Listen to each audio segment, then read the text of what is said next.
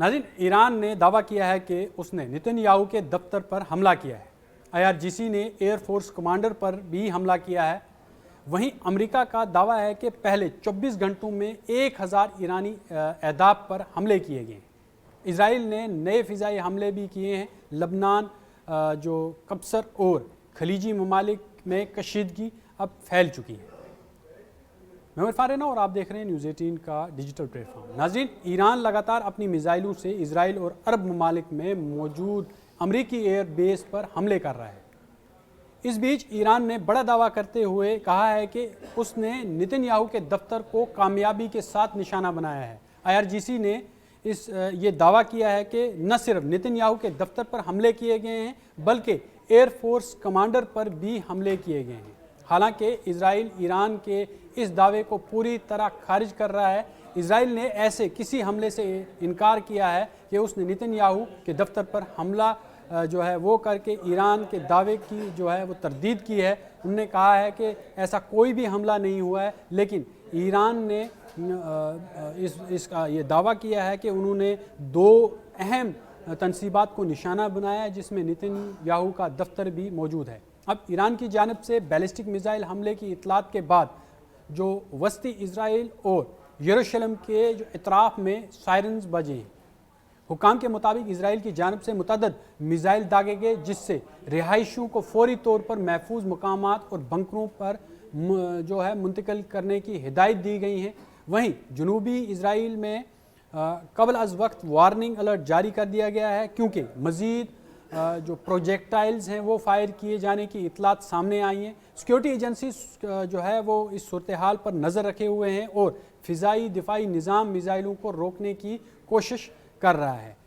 Israel पर हुए हमलों के जवाब में इजराइल ने रात भर लबनान पर बड़े फ़िज़ाई हमले किए हैं। ख़ास तौर पर बैरूत के इलाकों को ख़ास तौर पर निशाना बनाया गया। हिजबुल्लाह के आला कमांडरों को निशाना बनाया गया। इंटेलिजेंस की बुनियाद पर फ़िज़ाइया और बहरिया ने बैरूत के इलाके दहिया में ईरानी हुकूमत और हिजबुल्लाह के दर्जनों हेडक्वार्टर्स को तबाह ये दावा किया है कि हमने तबाह कर दिया है। लबनान के कुछ इलाके ताहिर और बहरिया ने हिजबुल्लाह की जो एक तनसीब पर हमला किया गया है, वो हथियारों का ज़ख़ीरा है वहाँ पर वो जो इस्तेमाल किया जा रहा था उस पर हमला करके उसे तबाह करने की ये इत्तला आई है। अब IDF के मुताबिक इन हेडक्वार्टर्स को ईरानी हुकूमत हिजबुल्लाह के साथ गहरे ताल्लुकात हैं और इसराइल के ख़िलाफ़ दहशतगर्दाना हमलों की मनसूबाबंदी के लिए इस्तेमाल कर रही थी। अब इसराइल ने वाज़ह किया है कि हिजबुल्लाह ने ईरान की हिमायत का फ़ैसला किया है और अब इसराइल पर किसी भी हमले के नतीजे का सामना करना पड़ेगा क्योंकि लगातार वो वन फ्रंट वॉर चल रही थी अभी तक। अब ये धीरे धीरे फैलेगी क्योंकि इसकी प्रॉक्सीज जो हैं वो शिया मिलिशिया जो है वो इराक पर लगातार हमले कर रही है। अब हिजबुल्लाह जो है वो भी सामने आ गया लबनान से। अभी यमन का फ्रंट नहीं खुला है, यमन का फ्रंट भी बहुत जल्द खुल जाएगा और इसके जो ये बहुत स्ट्रेटजिकली इम्पॉर्टेंट है। और अगर हम इसको एक चाल कहें तो ये बहुत बारीक बीनी से चली जा रही है। जिस तरह से ईरान अभी लगातार जो है 2 अहदाफ को निशाना बना रहा था, अब हिजबुल्लाह वो भी मैदान में आ गया है और जिस तरह से इजराइल कह रहा है कि हमने लबनान के अंदर हिजबुल्लाह के ठिकानों को निशाना बनाया है। अब ईरान एक तरफ से हमले करेगा, हिजबुल्लाह दूसरी तरफ से हमला करेगी और शिया मलेशिया तीसरी तरफ से। इजराइल के पास बचने के चांसेस कम हैं, लेकिन वहीं उसके साथ खड़ा है इस वक्त अमेरिका। लेकिन रेड सी में ब्रिटेन ने अपना जो बहरी जहाज़ है वो लाकर खड़ा दिया है, वो फ्लीट ला के वो वहाँ पर खड़ी कर दी है। लेकिन उनने कहा कि हमने ये डिफेंस के लिए लाई है, इजराइल की डिफेंस के लिए लाई है कि उन पर हमला होगा, अमेरिका पे अगर हमला होगा तो हम उसे रोकेंगे, लेकिन हम यहाँ से कोई अटैक नहीं करेंगे। अब इजराइल ने इस मौके पर कहा है कि वो अपने शहरी जो जितने भी शहरियों हैं, ख़ास तौर पर शुमाल में रहने वाले जितने भी शहरी हैं, उनकी हिफाजत के लिए अपनी पूरी ताकत से काम करेगा और किसी भी कसीर महाज के ख़तरे से निपटने के लिए तैयार है। लेकिन वहीं ईरान जो है वो पूरी तरह से तैयार है। वो ईरान कोई भी कसर नहीं छोड़ रहा है।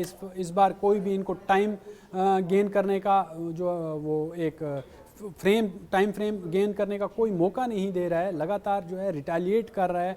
जिस तरह से ईरान और इज़राइल के बीच में 10 रोज़ा झड़प हुई थी, जंग हुई थी, हम झड़प कहेंगे उसे, वो 10 दिन चली थी, उसमें इज़राइल ने ईरान की ताकत देख ली थी। लेकिन जो इसमें कम आंकड़ा जो आंका गया वो अमेरिका ने ईरान को कम आंका। जिस तरह से उन्होंने सुप्रीम लीडर को शहीद किया और उसके जो साथ जो उनके रहनुमा थे नज़दीकी, चाहे वो IRGC के बड़े कमांडर्स थे, चाहे उनके करीबी जितने भी लोग थे, उनको शहीद किया। उसके बाद में ईरान की IRGC ने पूरा कंट्रोल अपने हाथ में ले लिया है। अब वो उस जो अहदाफ हैं उनको लगातार निशाना बना रहे हैं। जितनी भी बेसिस हैं, चाहे वो 5th फ्लीट बेस दोहा में है इनकी अमेरिका की, और बहरीन में है, अबू धाबी में है, सब जगह निशाना बनाया जा रहा है। इवन के साइप्रस तक अब मिसाइलें जो और ड्रोन्स जो हैं वो ईरान के पहुंच गए। ईरान ने अल्टीमेटम दिया है यूरोपियन कंट्रीज़ को कि आप इस गेम से बाहर नहीं, अगर आप आते हैं तो आप भी हमारे रडार में हैं, आपकी तनसीबात भी जितनी भी हैं वो हमारे मिसाइलों के निशाने पे हैं, हम आप पर भी हमला कर सकते हैं। लेकिन अभी फ़िलहाल इस फ्रंट पे रशिया और चाइना ये खामोश हैं। नेतन्याहू लगातार बयानबाजी कर रहा है, अमेरिका लगातार बयानबाजी भी कर रहा है, ट्रंप आके लगातार प्रेस कॉन्फ्रेंसेस दे रहे हैं, चाहे वो छोटी ही सही, इस तरह से ब्रीफिंग्स नहीं दे रहे, लेकिन छोटी छोटी जो वो मीडिया को ब्रीफिंग्स दे रहे हैं, लगातार ईरान को लेकर धमकियां अभी भी दे रहे हैं। लेकिन दूसरी तरफ अगर हम देखें, जो इत्तेहादी माने जा रहे थे ईरान के, चाहे वो चाइना है, चाहे वो नॉर्थ कोरिया है, चाहे वो इस वक्त रशिया है, ये एक साइलेंट इत्तेहादी की तरफ से हम कहेंगे कि अभी ये साइलेंट हैं। इन्होंने सिर्फ एक मज़ाहमत करके छोड़ दी है। लेकिन अब ये देखना बाकी है कि अगर ईरान यहाँ पर हारता है तो वो हार खाली ईरान की नहीं होगी बल्कि रशिया की होगी, चाइना की होगी। अगर यहाँ पर अभी इस मौके पर ईरान के साथ रशिया या चाइना खड़ा नहीं होता या कोई और ताकत खड़ी नहीं होती है, ईरान तो वैसे अकेला ही इस वक्त 8 से 9 महाज पर जो है वो जंग अकेला लड़ रहा है। लेकिन ये ईरान कितनी लंबी इस जंग को खींच सकता है? ईरान ने कहा है कि हम इस जंग को बहुत लंबा खींचेंगे, लंबा चलाएंगे, अमेरिका की ताकत को और गुमान को हम इसी समुंदर में डुबो देंगे। जिस तरह से उन्होंने आयतुल्ला अली खामनाई को शहीद किया और बड़ी आज तक हमले करके, हम हमेशा सफारतकारी पर ज़ोर देते रहे, हम हमेशा बातचीत पे ज़ोर देते रहे, और आयतुल्ला अली खामनाई शहीद, उन्होंने हमेशा जो है सफारतकारी पे ज़ोर दिया है, उन्होंने हमेशा बातचीत पर ज़ोर दिया। लेकिन ये कॉन्स्पिरेसी पहले से थी। मैंने एक वीडियो में कहा था कि इज़राइल और अमेरिका कभी भी किसी भी मुल्क में अमन नहीं चाहते और वो जंग चाहते हैं, और आखिर बिल आखिर ये जंग शुरू होगी मिडिल ईस्ट में। अब ये जंग पूरे खित्ते में फैलती जाएगी और फैल रही है। जिस तरह से ईरान ने जो अपना दायरा बढ़ा लिया है, और कहीं ना कहीं अब ये जौहरी जंग में तब्दील होते इसे वक्त नहीं लगेगा। अगर इसे अभी रोका ना गया, इज़राइल चाहे हो या अमेरिका हो, अगर इस पर अभी रोक ना लगाएगी तो ईरान, एक तो इज़राइल को तो नुकसान पहुंचेगा, इज़राइल तो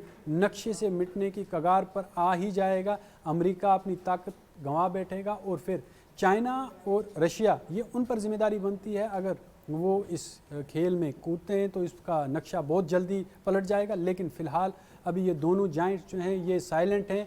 ईरान अकेला कई महाज पर लड़ाई लड़ रहा है। अब ये देखना बाकी होगा कि ये कितने दिन ये जंग जारी रहती है। क्या जिस तरह से अब्बास इराक़ची ने कहा कि हम बातचीत करना चाहते हैं, ईरान जो है वो बातचीत करना चाहता है, लेकिन IRGC जो है, ईरानियन रिपब्लिक गार्ड कोर जो है, वो अब किसी की बात सुनने के लिए तैयार नहीं है। उन्होंने पूरी कमांड अपने हाथ में ले ली है और वो किसी भी हद तक जा सकते हैं, इस खित्ते का नक्शा बदल सकते हैं। इसलिए हम अब कुछ नहीं कर सकते। लेकिन ट्रंप साहब का दिमागी जो वो फतूर है या बुखार है वो उतरने के लिए तैयार नहीं है। अब वो उनने एक और ये बोंगी मार दी है कि हम जी नई हुकूमत के साथ बात करेंगे, लोगों के साथ बात नहीं करेंगे, जब वहाँ पर ऑलरेडी IRGC के पास पूरा पावर है। लोग जो हैं वहाँ के, जिन्हें कुछ दिन पहले आपने देखा होगा जंग से पहले मुजाहिरों के लिए इस्तेमाल किया गया ईरान के ख़िलाफ़, अब सभी लोग, वही लोग जो हैं वो अब ईरान के साथ खड़े हैं।